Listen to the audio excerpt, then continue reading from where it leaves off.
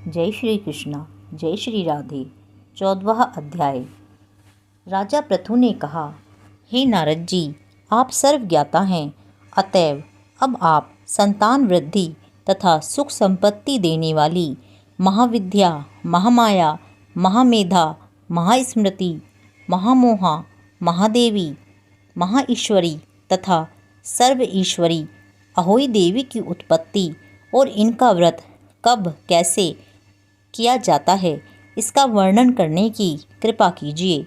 तब नारद जी कहने लगे कि एक समय कलिकाल में बड़ा भारी अकाल पड़ा तथा महामारी फैलने से अनेक अकाल मृत्यु हुई।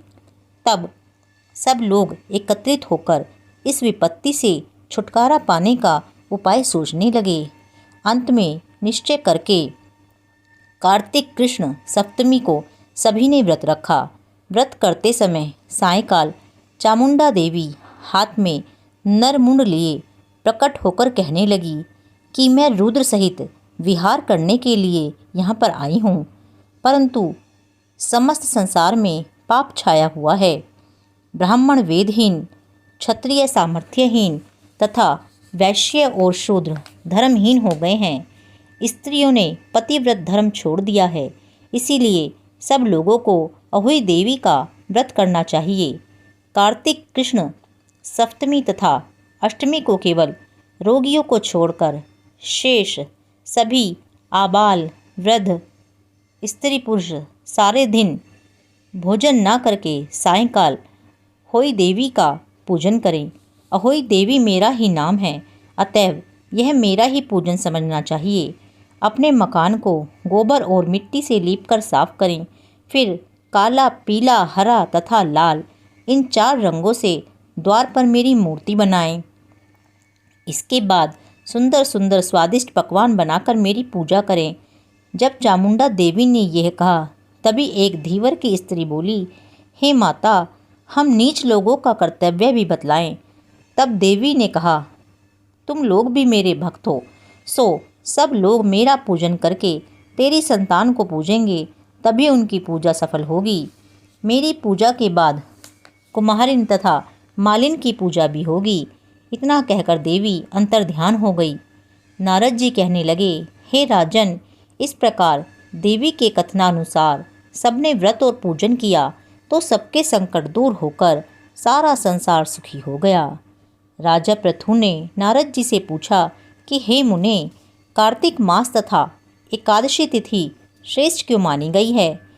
तब नारद जी ने कहा, हे राजन, एक बार यही प्रश्न सत्यभामा जी ने श्री कृष्ण जी से पूछा था और उन्होंने जो उत्तर सत्यभामा जी को दिया था वही मैं तुमसे कहता हूँ, ध्यान लगाकर सुनो। एक समय सत्यभामा जी ने श्री कृष्ण जी से पूछा, हे प्राणनाथ, जब सभी मास और तिथियां बराबर हैं तब कार्तिक मास और एकादशी तिथि उत्तम क्यों मानी गई है? तब श्री कृष्ण ने कहा, हे प्रिय, शंख नामक एक दैत्य समुद्र का पुत्र था। वह दैत्य इतना बलवान था कि उसने इंद्र आदि देवताओं को स्वर्ग से निकालकर उनका स्थान स्वयं ले लिया। सब लोग उससे भयभीत होकर अपने बाल बच्चों सहित पर्वतों की कंदराओं में चले गए। तब वह दैत्य सोचने लगा कि मैंने देवताओं का स्थान तो ले लिया, लेकिन वे जीते नहीं गए हैं। सो ऐसा प्रतीत होता है कि देवता वेद मंत्रों से बलशाली हैं, अतएव मंत्रों सहित वेदों को हर लाऊं। जब उसने ऐसा विचार किया तो वेद डर के मारे समुद्र में चले गए। तब ब्रह्मा आदि सब देवता संसार को वेद विहीन देख भगवान विष्णु की शरण में गए और उन्हें जगाने के लिए गीत वाद्य आदि क्रियाएं की। भगवान के जागने पर आवाहन, आसन, पाद्य, अर्घ्य, आचमन, स्नान, वस्त्र, यज्ञोपवीत, चंदन, पुष्प, धूप, दीप, नैवेद्य, तांबूल, प्रदक्षिणा तथा नमस्कार द्वारा षोडशोपचार पूजन किया। तब विष्णु भगवान प्रसन्न होकर देवताओं से कहने लगे कि हे देवताओं, मैं तुमसे अत्यंत प्रसन्न हूँ, अतएव शंख आदि दैत्यों को मारकर मैं 4 वेदों को शीघ्र ही ले आऊँगा। परंतु आज से वेद बीज मंत्रों सहित कार्तिक मास में जल में निवास करेंगे। अतएव कार्तिक के महीने में जो कोई जल में स्नान करेगा उसको यज्ञ के समान फल प्राप्त होगा और उसके समस्त विघ्न दूर हो जाएंगे। हे देवताओं, आज एकादशी के दिन आप सबने मुझे जगाया है, इसीलिए सब तिथियों में एकादशी की मान्यता अधिक होगी। वस्तुतः कार्तिक तथा एकादशी का व्रत मुझे अत्यंत प्रिय है।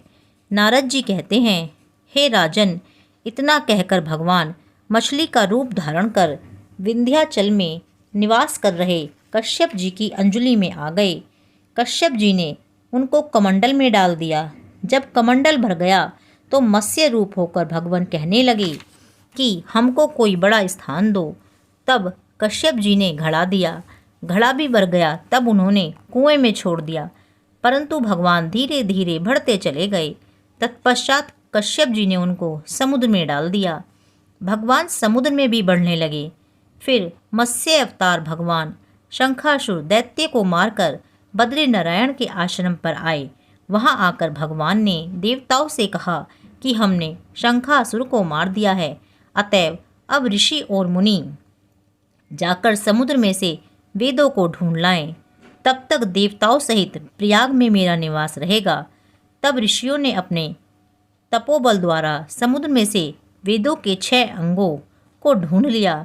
जिस वेद का जो भाग जिस ऋषि को मिला, तब से वह भाग उसी ऋषि का माना जाता है। इसके बाद समस्त ऋषि ब्रह्मा आदि देवताओं के पास आए और उन्होंने वहां पर अश्वमेध यज्ञ किया। तभी से प्रयाग तीर्थों का राजा कहा जाने लगा। प्रयागराज में स्नान, दान तथा यज्ञ आदि का विशेष महत्व है। इससे जन्म जन्मांतर के पाप समूह नष्ट हो जाते हैं। 14वां अध्याय पूर्ण। जय श्री कृष्णा, जय श्री राधे।